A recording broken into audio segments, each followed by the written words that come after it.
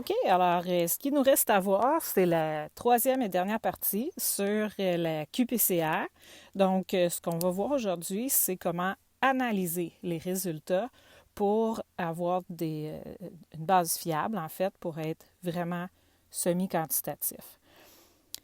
Donc, on a vu déjà un peu comment interpréter les résultats, à quoi ça ressemble, comment comprendre les courbes, etc. Mais ce que je ne vous ai pas parlé encore, ce dont je ne vous ai pas parlé encore, c'est la variation qui existe dans les résultats QPCR si on ne fait pas de normalisation. Okay? La normalisation est absolument essentielle pour avoir des résultats fiables qui ont un sens. Donc, je donne un petit exemple. Admettons qu'on prend un échantillon de sang pour faire une QPCR. Donc, un tube, un patient, c'est le même sang, là.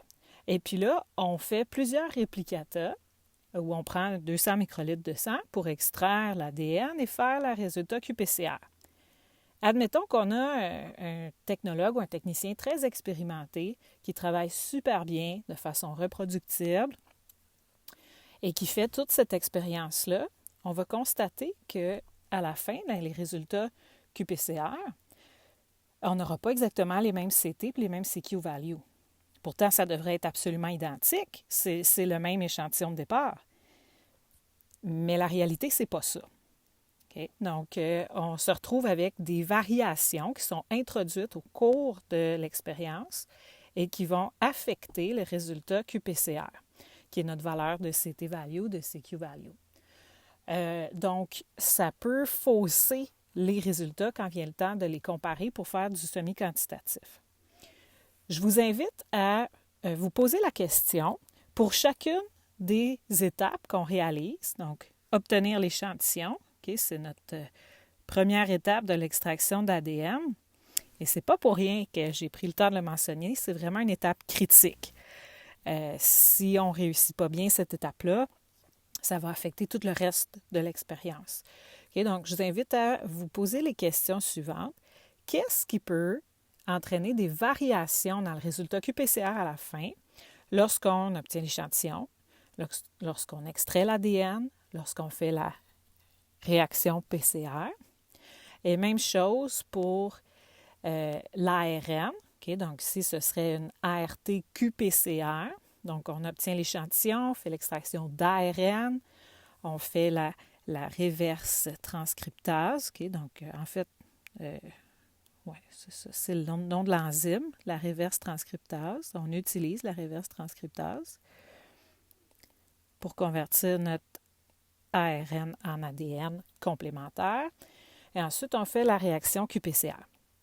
Donc, je vous invite à mettre la vidéo sur pause et puis essayer de trouver des raisons qui pourraient faire en sorte que il y a des variations qui sont introduites dans l'expérience tout au long de ces étapes-là. Qui fait en sorte que même si on travaille très bien avec une bonne méthode de travail, on n'aura pas les mêmes CT values. Donc, essayez ça pour l'ADN et pour l'ARN avec l'ADN complémentaire. Donc, je laisse quelques minutes, mettez sur pause, puis quand vous êtes prêts, on va regarder ensemble différentes variations qui surviennent.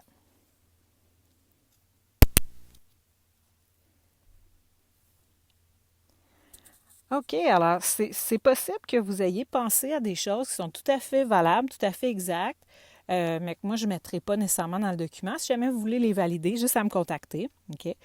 Parce qu'il y a vraiment plusieurs variations qui peuvent être introduites. Okay? Donc, on prend pour acquis que les technologues, les techniciens travaillent bien. Donc, on va mettre de côté la reproductibilité vraiment au niveau des manipulations techniques, là, comme le pipettage et ces choses-là. Puis s'intéresser à ce qui se passe avec les kits qu'on utilise pour faire chacune de ces étapes-là.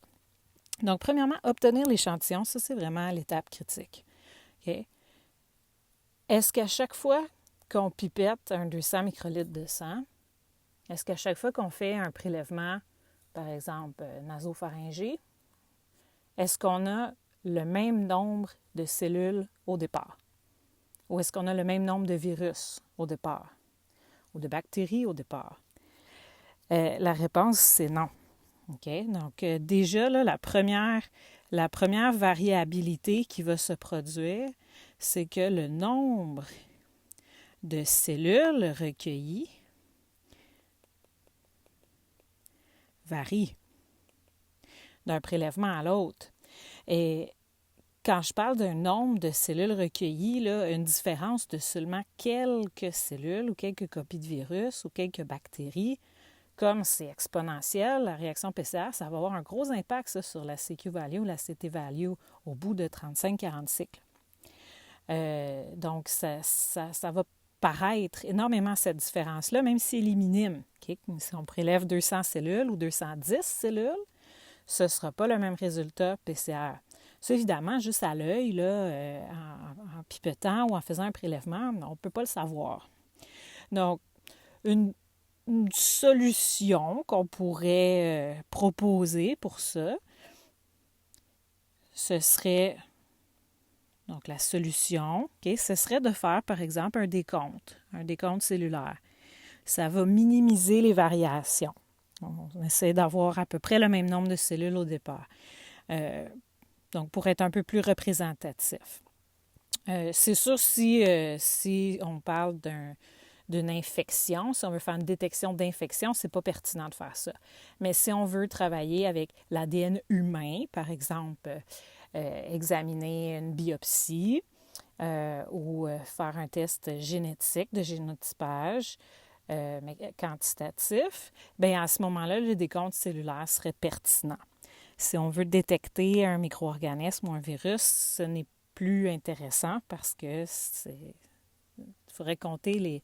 En fait, on veut savoir s'il y a plus ou moins de bactéries, okay?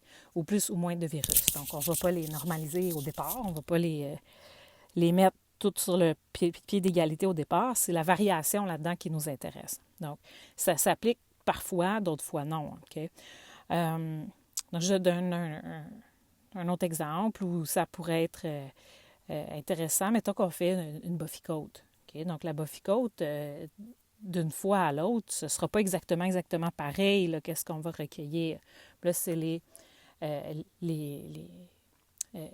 globules blancs qui vont nous intéresser. Donc, ça peut être intéressant. Là, on s'intéresse aux globules blancs, de faire un décompte cellulaire pour avoir le même nombre. Okay? Ensuite de ça, il y a la qualité du prélèvement. Je vous donne un exemple très, très concret. Les tests de COVID-19 qui se font présentement, ou les tests d'influenza. Okay? Ce serait un peu la même chose. C'est le genre de test qu'il n'y a pas vraiment de faux positifs, dans le sens où si on voit une bande, si on a une amplification, le virus est là, la personne est infectée. Cependant, il existe ce qu'on appelle des faux négatifs. Prenez l'exemple d'un patient chez qui on a fait un prélèvement nasopharyngé, mais pas idéalement. Okay? Donc, on n'a pas recueilli tout à fait les cellules qu'on avait besoin. On ne l'a pas fait au bon endroit ou la qualité du prélèvement est moins bonne. Ça se peut que dans notre frottis, dont on part pour extraire l'ADN ou l'ARN dans ce cas-là, serait de moins bonne qualité, moins de cellules, moins de prélèvements, moins de virus, et se trouverait à ne pas donner un résultat positif. Pourtant, la personne est bel et bien infectée. Peut-être qu'elle est infectée depuis très peu de temps, peut-être qu'elle est infectée au contraire depuis longtemps et que la charge virale est tellement petite que là où on a pris le prélèvement, bien, il n'y avait pas de virus à cet endroit-là. Tandis que chez un autre patient, à peu près dans la même situation, bien, le prélèvement aurait été un peu mieux fait et puis là, on se retrouverait avec un résultat positif. Okay? Donc, il existe ce qu'on appelle des faux négatifs avec ce genre de test-là. L'obtenir l'échantillon, c'est vraiment l'étape la plus cruciale. Il ne faut vraiment pas passer à côté. Donc, la qualité du prélèvement va jouer aussi sur les résultats. Donc, on peut faire 3-4 prélèvements chez le même patient à 5 minutes d'intervalle, puis pas avoir les mêmes résultats en PCR semi-quantitatif. Ça devrait être pareil, mais dans la réalité, ce ne l'est pas. Okay? Donc, ensuite de ça, notre prochaine étape, c'est l'extraction. On a vu les kits d'extraction. Même, je pense, dans le laboratoire, il y en a plusieurs qui sont partis avec, d'ailleurs, le même tube de sang. Avez-vous eu exactement les mêmes dosages, la même pureté? Non. OK. Puis bon, c'est sûr, c'est la première fois qu'on faisait ça. Mais même si ça avait été la même personne expérimentée qui avait fait plusieurs fois le même kit, avec le même ADN de départ, bien, on n'aurait pas eu les mêmes dosages. Okay? Donc, l'extraction d'ADN, ici, là, okay? Donc, le kit, ce qu'il permet de faire, c'est d'extraire de l'ADN de qualité, mais ils ne sont pas conçus pour être reproductibles avec finesse. Okay? Donc, le kit introduit des variations dans les résultats. Okay? Donc, c'est sûr là, qu'au final, le dosage va donner des résultats qui varient. Va varier d'une fois à l'autre, d'une colonne à l'autre.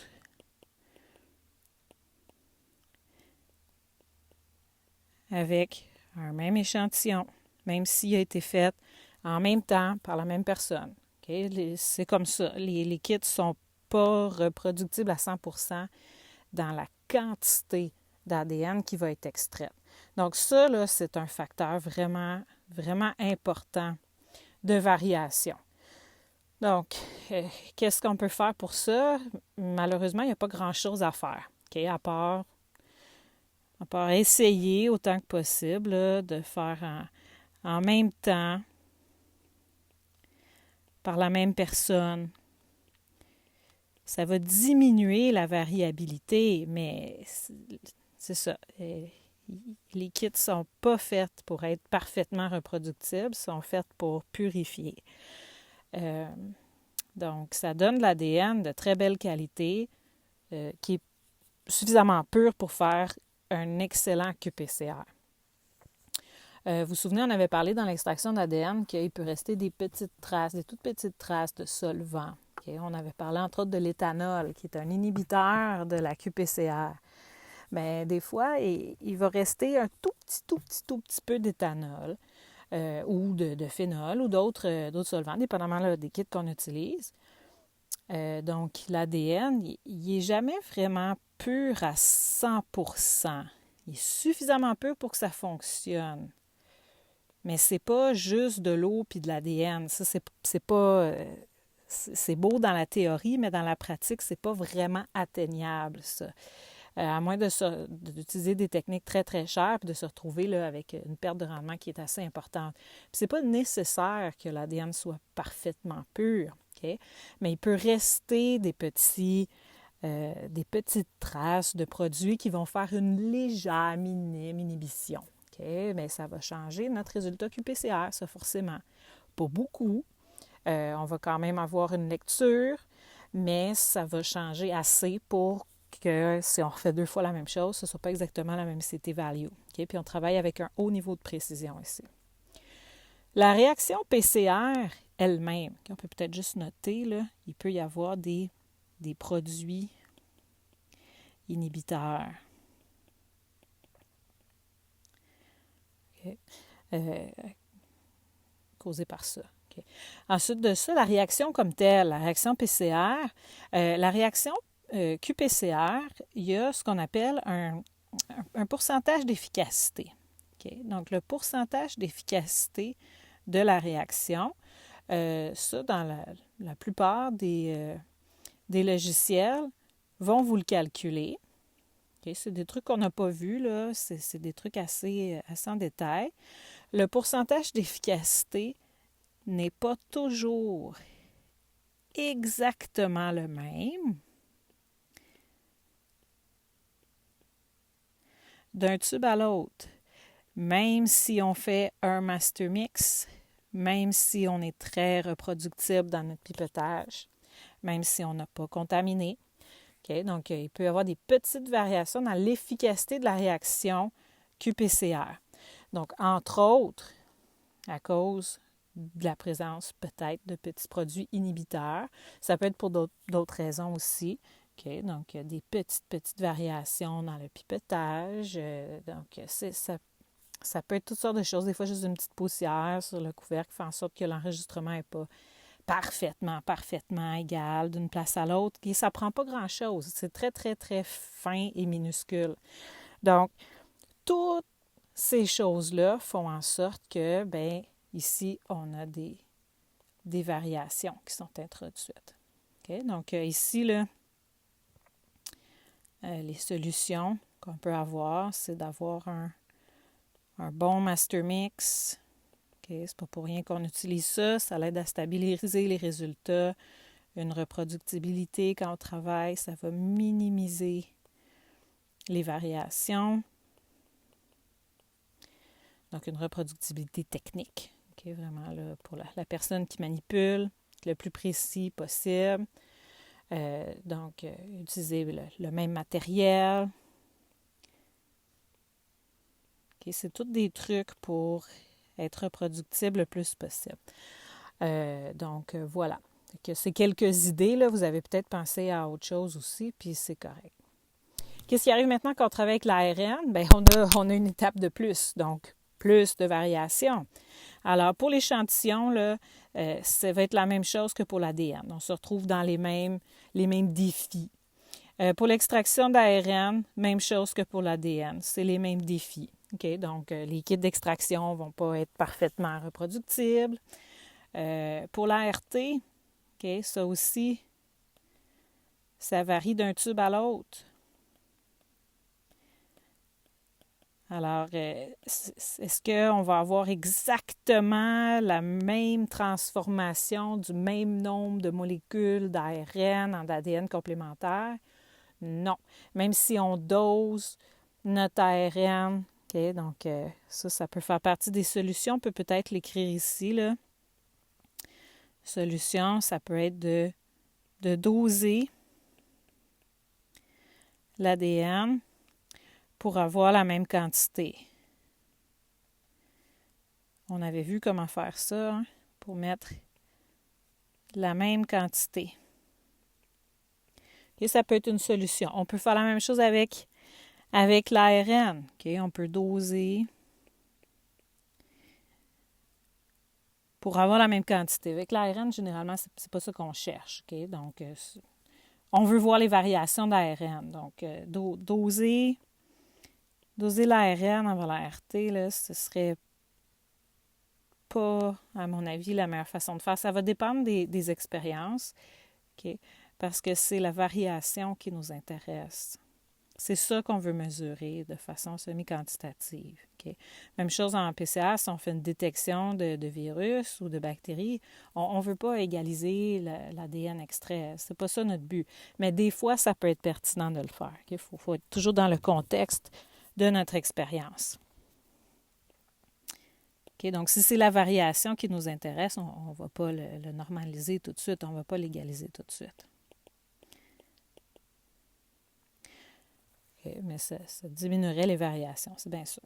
Ensuite de ça, pour la RT, bien ça, c'est l'efficacité. Okay? C'est la même chose, c'est l'efficacité qui varie d'un tube à l'autre. C'est pas toujours pareil. La quantité de molécules qui est convertie. C'est une enzyme, hein, la reverse transcriptase. C'est une enzyme. Donc, elle a son activité qu'on peut mesurer et tout, mais est-ce qu'elle fait toujours exactement la même chose? Pas tout à fait. C'est sensible à des cofacteurs, c'est sensible à des toutes petites variations. Même chose à des produits copurifiés. Okay? Donc, ça va varier. Même chose pour la réaction PCR, c'est comme l'ADN. C'est comme l'ADN. Il va y avoir des petites variations dans l'efficacité. Donc, résultat, on a des variations qui sont causées par toutes ces étapes-là. Okay? Donc, ça donne des pistes de réflexion, des idées. Le but ici, là, c'est vraiment juste de comprendre qu'il y a des variations, puis avoir une petite idée par quoi ça peut être causé. Okay? Fait qu'on ne va pas dans les grands détails pointus, mais j'espère que vous comprenez le concept, là, comme quoi on doit composer avec ça. Donc là, on essaye de faire une expérience quantitative. Ça va être semi-quantitatif. On ne peut pas faire de quantitatif absolu. Ça va être semi-quantitatif. Mais on essaye d'avoir une composante quantitative avec une expérience qui fait en sorte, de par sa nature, que les résultats varient. C'est pas évident. Comment on fait ça? Comment on fait pour aller chercher le côté semi-quantitatif? C'est avec la normalisation. Il faut absolument normaliser nos résultats pour qu'ils veulent dire quelque chose en semi-quantitatif au QPCR. Donc, la normalisation, ce qu'on fait, c'est qu'on est conscient qu'on a une variabilité expérimentale, puis on va mettre une composante dans notre analyse qui va nous permettre d'ajuster les résultats, de les normaliser pour nous permettre de les comparer de façon semi-quantitative, de manière réaliste et représentative de la réalité biologique. Donc, il existe plusieurs approches pour normaliser. Alors, je vais vous montrer des exemples assez concrets là, pour ce qui est de faire des courbes standards. On n'ira pas dans les grands détails pour la courbe standard, mais on va au moins analyser les résultats qu'on avait regardés là, déjà auparavant. Mais je vais surtout vous parler de ça ici, qui est la méthode la plus utilisée. QPCR est beaucoup utilisé pour les analyses d'ARN. Et on va se servir de ce qu'on appelle un gène de référence avec une technique qui s'appelle le double delta CT pour la normalisation. Okay? Donc ça, c'est une technique mathématique. C'est la technique de normalisation. Okay? Fait que ça c'est celle sur laquelle je vais le plus insister. Je vous parle un petit peu de la première, très intéressante aussi. Donc, la première approche, c'est ce qu'on appelle communément dans le jargon un spike. Alors, qu'est-ce que ça veut dire faire un spike? Ça veut dire qu'avant même de commencer, on obtient notre échantillon. Et puis là, bien, normalement, l'échantillon, on n'en fait pas juste un. Il va être comparé avec des contrôles, il va être comparé avec des standards, il va être comparé avec quelque chose si on veut faire du semi-quantitatif. Ou encore, on va comparer les échantillons entre eux. Alors, on prend tous nos échantillons. On se doute bien que la quantité d'ADN ou la quantité d'ARN varie d'un échantillon à l'autre. Et puis, c'est cette variation-là qui nous intéresse, nous.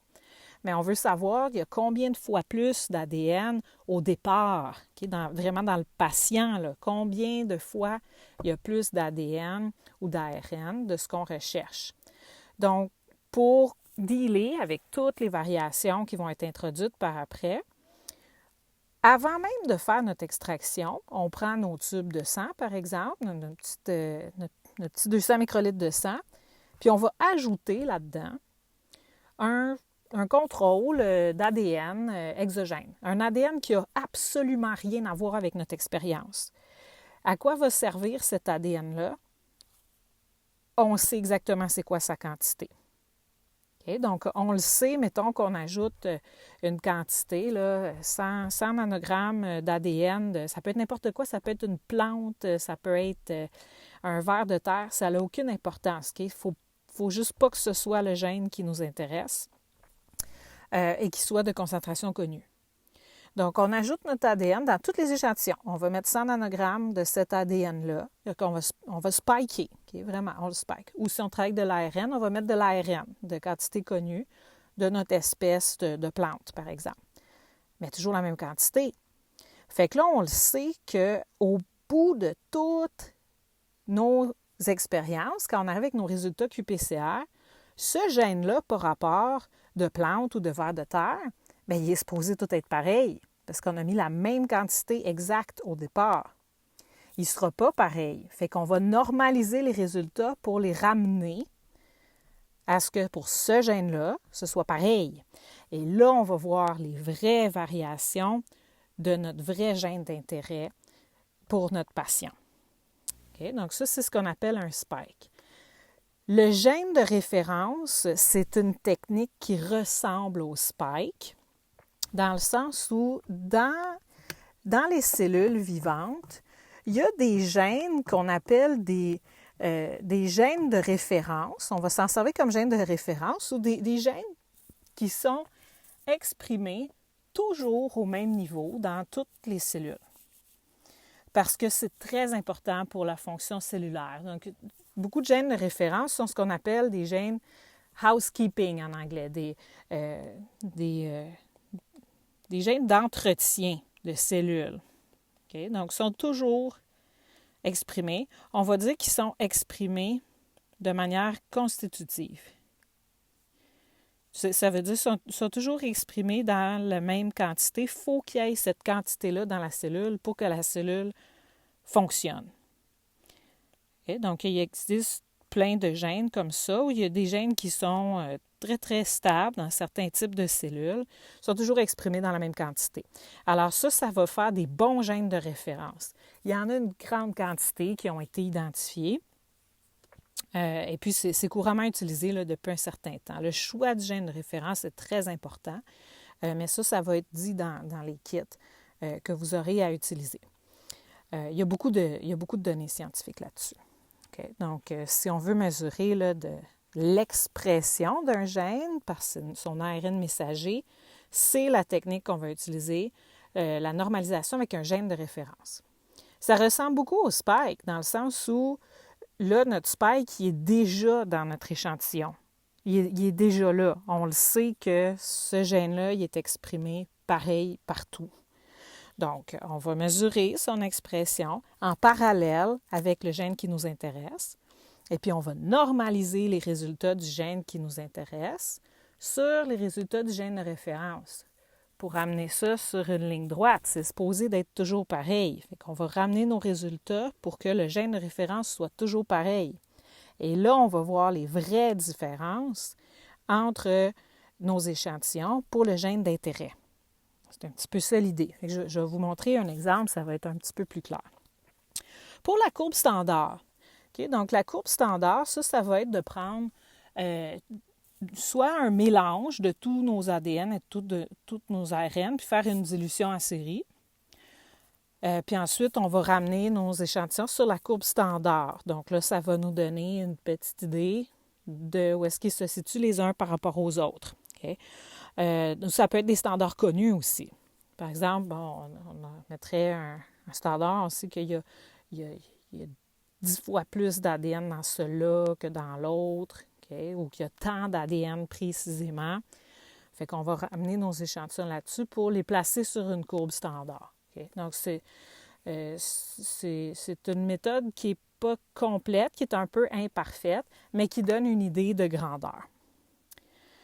Donc, je vais juste vous montrer rapidement parce qu'on avait vu des résultats d'une petite courbe standard avec des points de dilution en série. Donc, comment on fait pour vérifier qu'elle est de bonne qualité, cette courbe standard-là, qu'elle est bien réussie? Premièrement, pour éviter les variations, on va utiliser le même ADN pour faire la courbe standard. Okay? Ça peut être un mélange de tous nos ADN.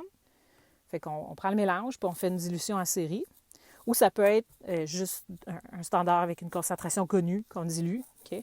Donc, c'est le même ADN qu'on sert. Comme ça, on n'a pas les variations ici causées par l'extraction d'ADN.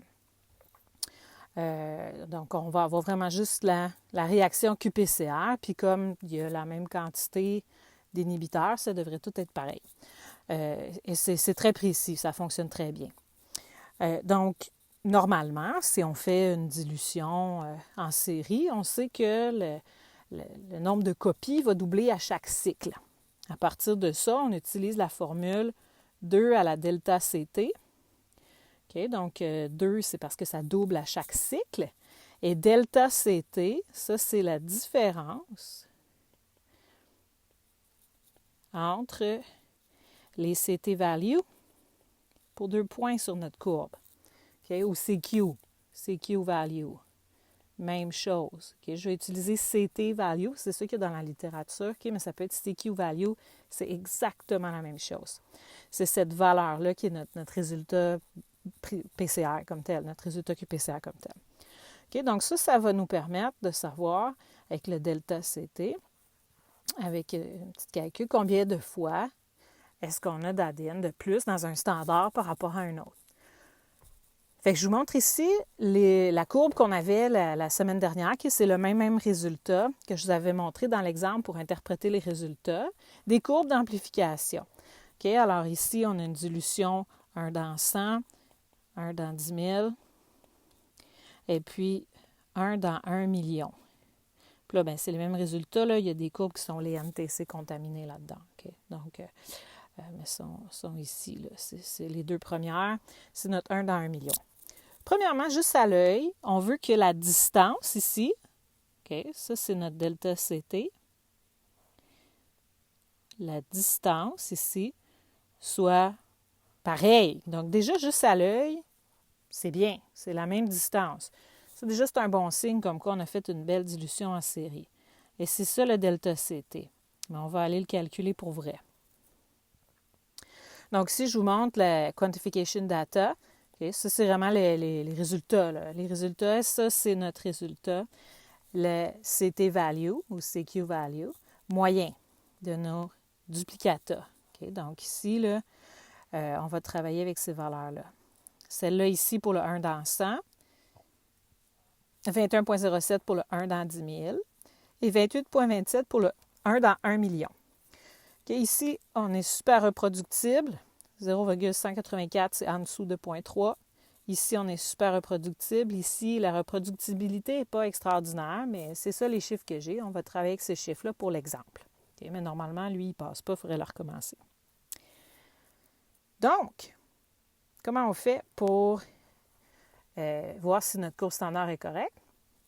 On va commencer par calculer le delta CT. Ça, c'est très important. Cette valeur-là, c'est toujours la première qu'on calcule. Donc, ici, je vous montre un petit exemple pour comparer entre le 1 dans 100 et 1 dans 10 000. Donc, on prend leur valeur, 21,07 moins 13,91. Okay, je reviens sur la diapo d'avant. Okay, 21,07 moins 13,91. Ça, c'est le delta CT, la variation entre les deux, tout simplement. Et ça nous donne cette valeur-là ici, 7,16. Alors là, j'applique ma formule, 2 à la delta CT, 2 à la 7,16, ça donne 143. Qu'est-ce que ça veut dire, 143? Ça veut dire il y a 143 fois plus d'ADN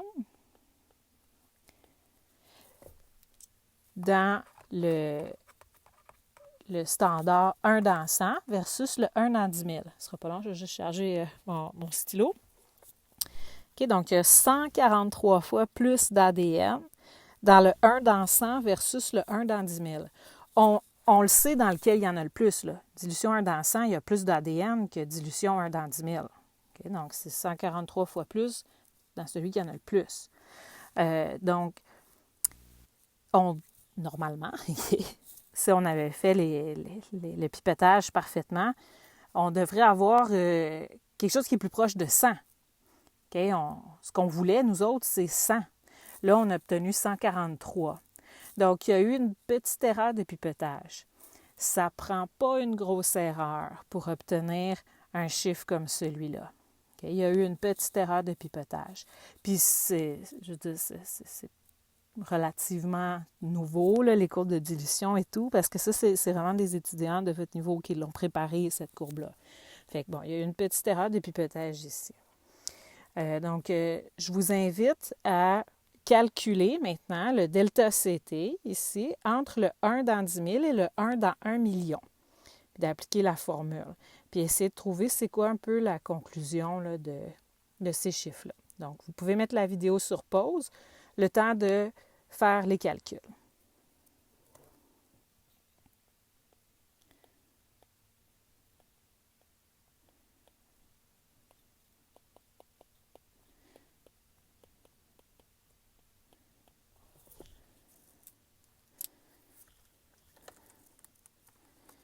Okay, donc, si on revient à la diapo précédente, on a 28,27 moins 21,07. Okay. Alors, ça donne ici, donc on peut l'écrire, là, 28,27 moins 21,07. Ça nous donne 7,2. Très, très semblable à la valeur qu'on a en haut. Oups, juste 7,2. Okay, donc, très, très semblable à la valeur qu'on a en haut. Si on applique ici la formule 2 à la delta CT, 2 à la 7,2, donc 2 à la 7,2, ça nous donne 147. Okay. Donc, ce que ça veut dire, ça, c'est qu'il y a 147 fois plus d'ADN dans le 1 dans 10 000 versus le 1 dans 1 million. On s'attendait à avoir 100. OK? On voulait 100. C'est la même personne qui a fait la dilution en série avec la même pipette. Peut-être que c'est une erreur de calibration de pipette ou peut-être que c'est une erreur technique de pipettage, mais au moins, OK? Donc, le technologue qui a manipulé ici a été reproductible dans son erreur.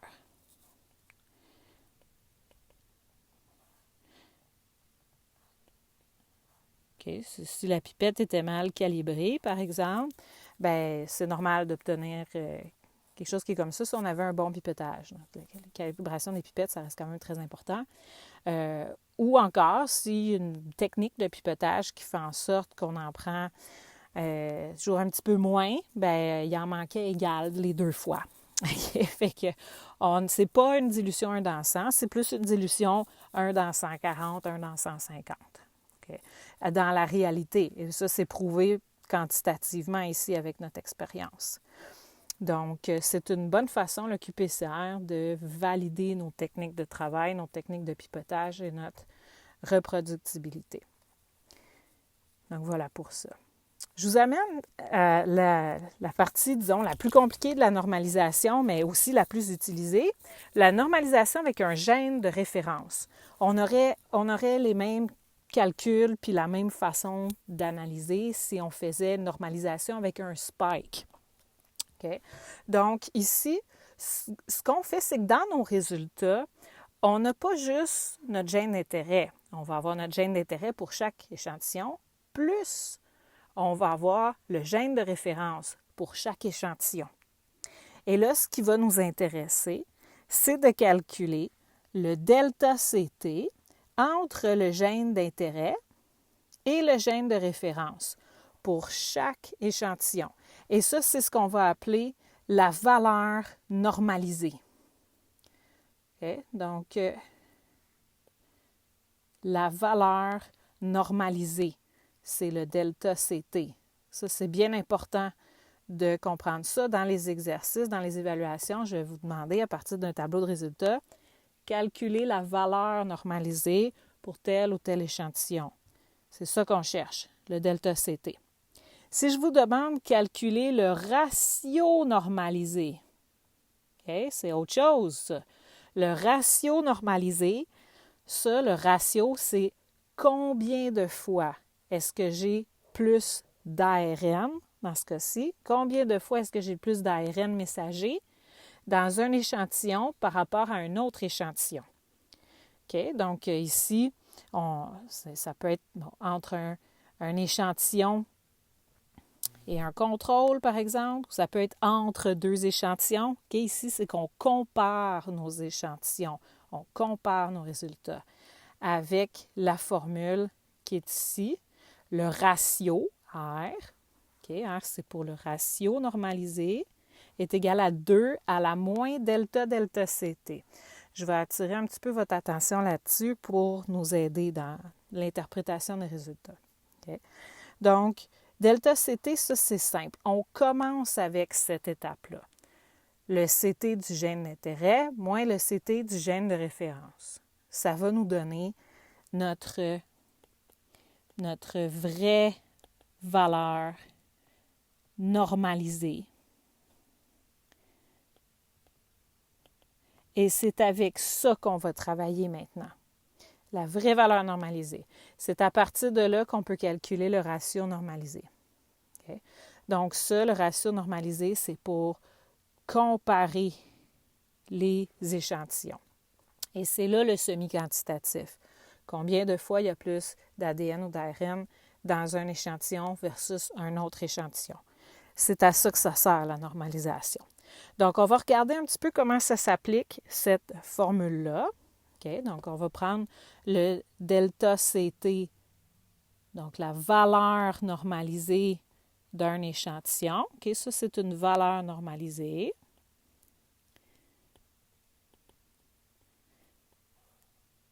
Moins la valeur normalisée d'un autre échantillon. Ça aussi, c'est une valeur normalisée.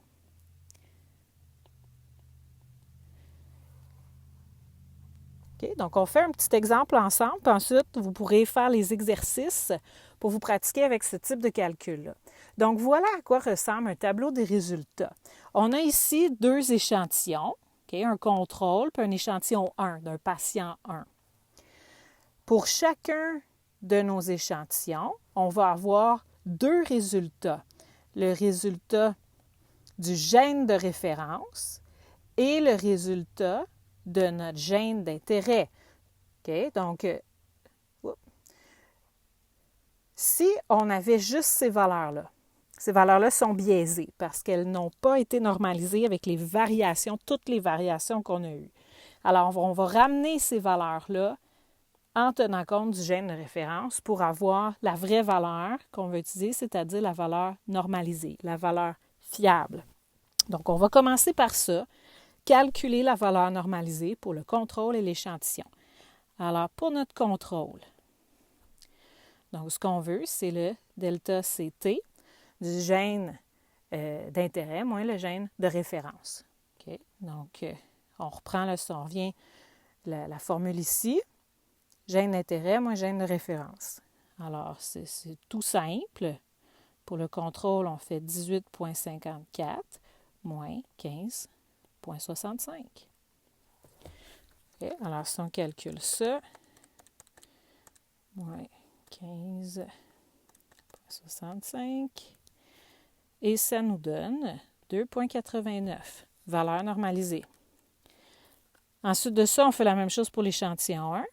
L'échantillon 1, on va calculer le delta CT, qui va être égal à 28,10 moins 21,23. Donc, 28,10 moins 21,23. Et ça nous donne 6,87. Nos valeurs normalisées. À cette étape-ci, il faut se poser une question très importante pour répondre à la question 2. Ça ici, c'est des delta CT. Alors, je vous pose la question, parce qu'on peut y répondre avec ces vraies valeurs-là. Dans quel échantillon est-ce qu'il y a le plus d'ADN? Est-ce qu'il y a plus d'ADN au départ, ou d'ARN, là? Est-ce qu'il y en a plus dans le contrôle, ou est-ce qu'il y en a plus dans l'échantillon 1?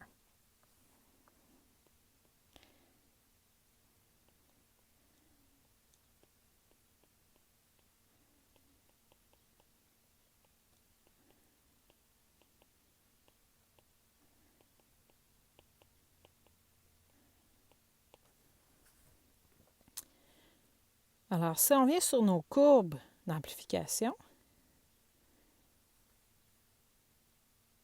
plus la CT value elle est petite, plus on a d'ADN. C'est le même principe ici.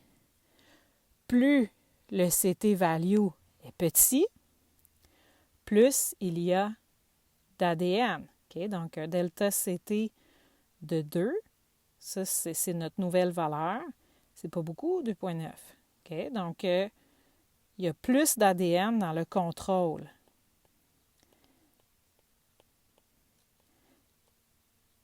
Car son delta CT est plus petit.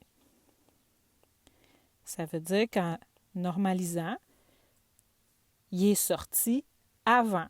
Il est sorti plus tôt dans les cycles, comparé à l'échantillon 1, qui a un delta CT de presque 7. Okay? Donc, c'est plus grand, donc moins d'ADN. Alors ça, c'est une première question qu'il faut se poser. Identifier les échantillons dans lesquels il y a plus d'ADN versus ceux dans lesquels il y a moins d'ADN.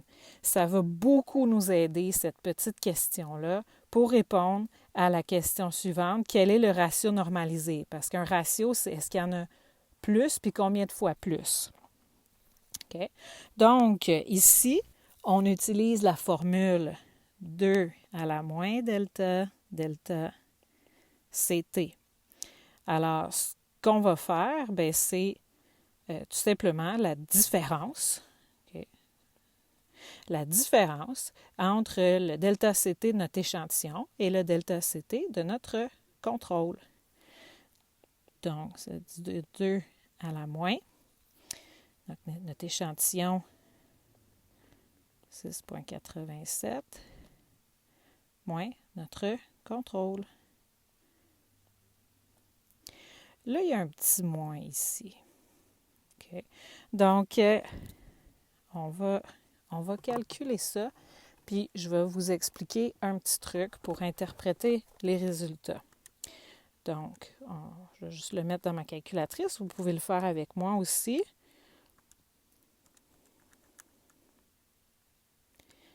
Donc, 2 à la moins 6,87 moins 2,89. Vous obtenez ça aussi, 0,06. Okay. Donc, là, ça, ce que ça veut dire, c'est qu'il y a 0,06 fois l'ADN du contrôle dans l'échantillon. Okay. Donc, pourquoi le petit moins ici? Je vous donne un truc. Les valeurs normalisées ici, delta CT, peuvent être positives, peuvent être négatives. Okay. On peut les mettre dans un sens ou dans l'autre quand on arrive ici. Donc, mon truc, je vais toujours mettre en premier dans la formule ici, delta CT de notre échantillon versus contrôle, je peux les inverser. Okay? Ou ça pourrait être échantillon 1 versus échantillon 2. Dans cette formule-là, disons cette formule-là qui est standard, ça ne dit pas dans lequel il y a plus d'ADN.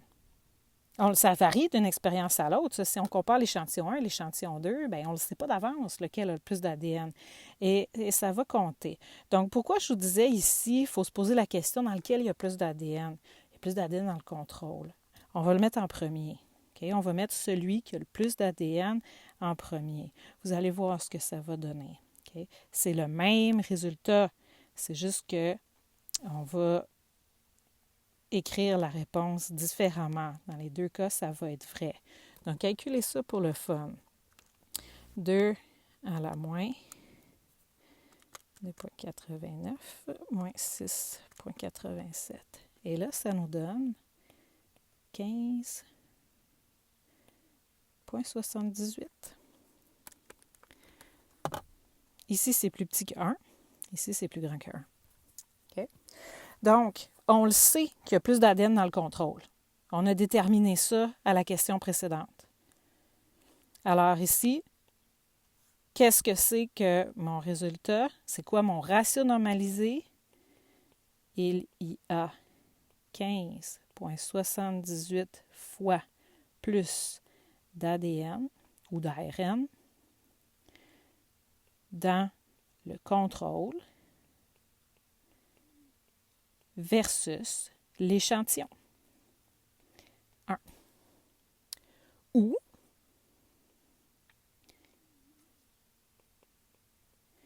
il y a 0,06 fois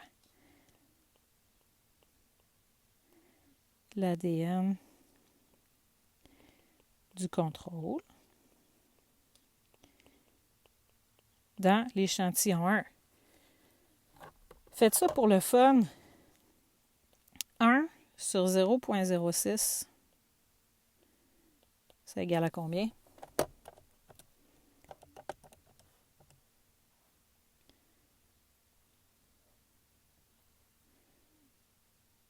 Bon, ça devrait donner le même chiffre, là. J'ai dû...